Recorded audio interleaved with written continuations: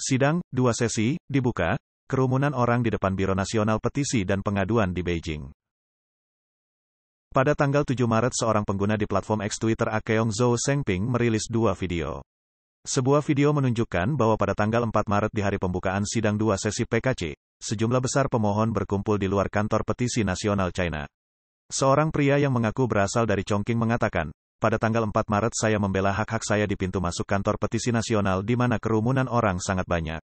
Saya berharap para pemimpin nasional akan menaruh perhatian besar dan berharap untuk menyelesaikan ketidakadilan yang dihadapi oleh rakyat jelata. Rekaman tersebut memperlihatkan sekelompok besar orang yang diduga polisi berpakaian preman atau pencegat berdiri di samping kerumunan, kebanyakan laki-laki. Teksnya menunjukkan Kementerian Keamanan Publik, semuanya hitam, semua pencegat.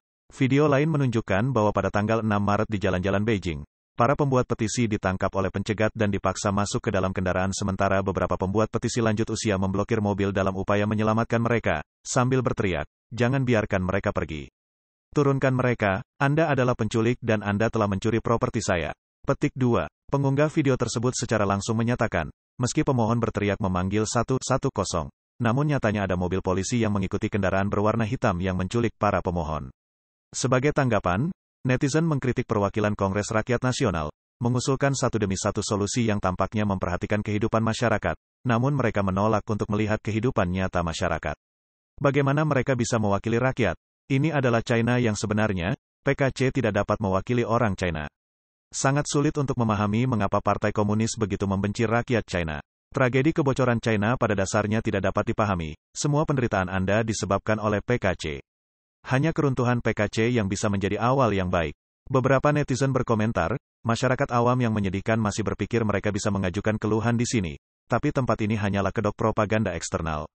Jika masalah benar-benar bisa diselesaikan, maka tidak perlu datang ke sini. Karena orang-orang perlu datang ke sini, itu berarti masalah tidak dapat diselesaikan. Pemohon yang tak terhitung jumlahnya datang ke sini dengan harapan. Ada yang hilang, ada yang menjadi sakit jiwa, dan ada yang memang sudah sakit jiwa. Kisah-kisah yang terjadi di sini saja sudah cukup untuk dijadikan film horor. Namun, beberapa warganet menunjukkan bahwa kantor petisi nasional Beijing setiap hari sibuk dengan banyak pemohon, dan hal ini mungkin tidak berlebihan.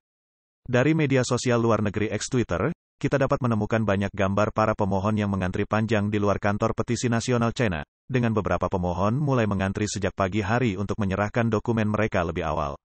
Setiap hari di kantor petisi nasional Beijing, orang-orang harus mengantri dan menggesek kartu identitas mereka, dan pihak berwenang setempat datang menemui mereka, mengaku dapat menyelesaikan masalah. Namun pada akhirnya, mereka hanya dibawa kembali dan ditipu.